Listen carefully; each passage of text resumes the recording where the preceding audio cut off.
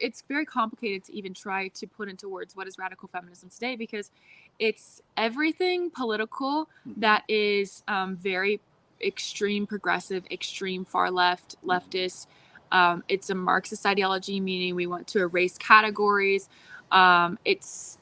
It seeks to destroy the nuclear family, because the belief is that the nuclear family is part of what is, quote, enslaving women to men. And so with any Marxist ideology, I'll wrap this up with this, but no, you're good. Any Marxist ideology is you'll also hear people call this like postmodern theory. The idea is to pit two groups together. You have the power holders and the oppressed, or the oppressor and the oppressed. And so feminism just says that women, or anybody who identifies as a woman, are the oppressed, and that men are the oppressor, and specifically white men. And the more categories that you fall under in intersectionality as a woman, the more oppressed you are, which means the more power you should be given. So if you're like a minority and disabled, have a mental illness, et cetera, and are a woman, you're like top of the totem pole. Yeah, you're the crown jewel on the crown of radical feminism. Yeah. Exactly. Yeah. So that's why it's easier to kind of describe how it shows up versus like giving the actual definition, because the definition of the word feminism is very benign. It's how it plays out that is the problem. And I think that you could probably even go deeper into talking about the waves of feminism. Right. For sure. Which we'll probably do at some point. But I would say, I have one question for you. Who would you say is like the face of modern radical feminism right now? It's the same feminists as before. So you have like Gloria Steinem. She's still very active, if you heard of her. Okay. So is there a cultural, because like with like Manosphere, like I would say, and I'll talk about this in a second, like Andrew Tate, I feel like is a great face of like, Manosphere. Like, yeah, big time. Is there a cultural? Okay. So yeah, like, I'm so out of touch with pop culture, but like Maren Morris, I think is how you say her name. Lizzo, until she just got canceled. Taylor Swift. Oh yeah. Yeah. There you go. Yeah, I would say Taylor Swift big time. Beyonce. All of these women are very. If almost any woman you can think of who's in the public spotlight is somebody who is helping advance these like very progressive. The bottom here, a great way to define modern feminism, what it's become, is anti-man. It's anti-man. Oh yeah, yeah. And anti-family. Therefore. Yeah, and I would say on the Manosphere side, it seems to primarily like target, I would say like early 20s men. That's one of the hallmarks of it. Although I definitely have been seeing like more activity in men who have just been through a divorce. Interesting. And so I think one of the reasons. So Manosphere is kind of this idea that, they promote things like men should get vasectomies, that they should not marry. They should, that these are all things that are going to kind of make them high status, Be as sexually active as possible. Be as sexually active as possible. Like, it's all about conquest.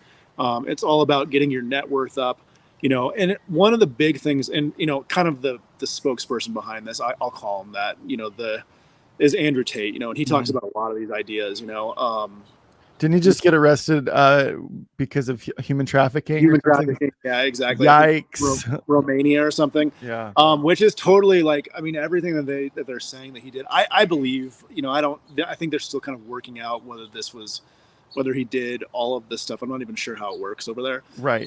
But based on what he says, this is like, it's not hard to believe it's not out of character. That this is, he is by his own admission said that, he takes women's IDs, he forces them to like cam and do all this stuff. He doesn't pay them. He has all this philosophy of how to manipulate a woman. So, it's this very, very narcissistic, power control.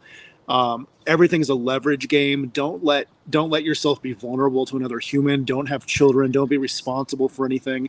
And so I think one of the things that men in some ways right now are responding to feminism, and we can talk about what I think feminism is doing to men, which I think is kind of an interesting discussion. But I think that a big part of what men's complaint is right now is no fault divorce.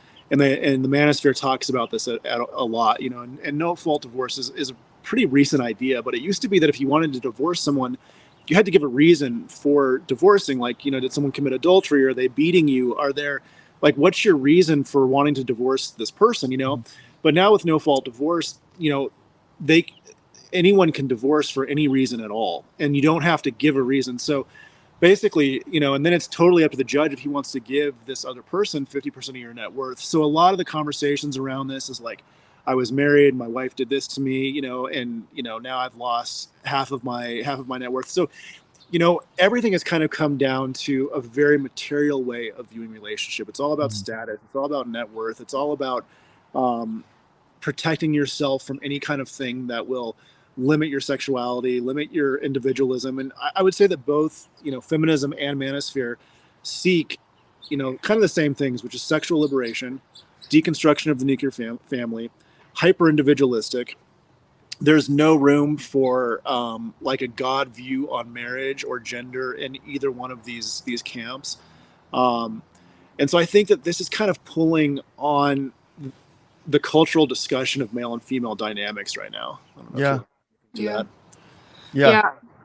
Do you have any? Sorry, I didn't mean. Well, I was just going to say, do you guys feel like these two different camps, both of these ideologies love the boogeyman kind of illustration of like, there's this caricaturized image of a man or caricaturized image of a woman that is not, it's not achievable by the very people that are kind of promoting this type of thing, but it's also not even, it's not even real. Like this caricature that both sides have created, whether it's pro their movement or it's anti their movement. So if it's in the manosphere, it's like, this woman, this is why we need to conquer women. It's because of X, Y, and Z. I'm like, I honestly don't know any women that are like what you're describing. And the same with like, I think the same could be said for, you know, women who are looking at this radical feminist movement and going, I don't know any men, maybe one, you know what I mean? Yeah. And so I feel like, and I want to hear your guys' thoughts on this, but it does really seem like both of these sides are kind of feeding each other's or fueling each other's flames of like, see, this is see Andrew Tate. You're like, ladies, this is why we need to be doing this, and this, and this. And then the manosphere is like, look at them, look what they're doing, or look what they're saying about us. This is why we need to. I just want to hear your guys' thoughts on that. Yeah. I mean, I think there's something, I just wrote a book that's coming out very soon.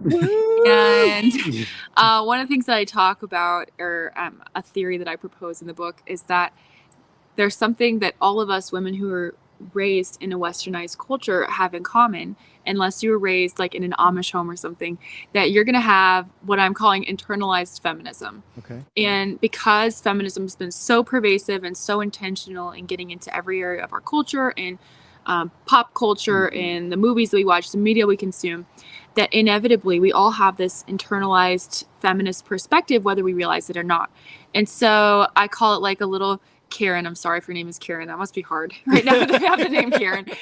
Like a little Karen feminist sitting on your shoulder who is constantly letting you know like how it's spinning all of your experiences through this lens of like a feminist worldview. And so when Chris and I first got married, I found myself doing this where like he would say something or do something and this little voice would be like, see, he's doing that because he has a problem with women. Like he's, you know, where really it had nothing to do with that. Or, you know, I would see this with friends in college where it would be like, oh, that professor gave me a bad grade because he hates women.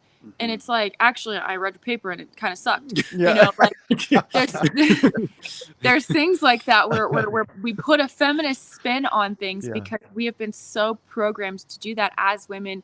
I think like probably from millennials on, it is so baked into the bread of American culture or westernized cultures that if you are not intentionally not being that way, then you're going to be that way. If you're trying to just be neutral and addressing like interacting with men, you are inevitably going to be interacting with them with a feminist sort of lens because it is the very stuff of our culture right now.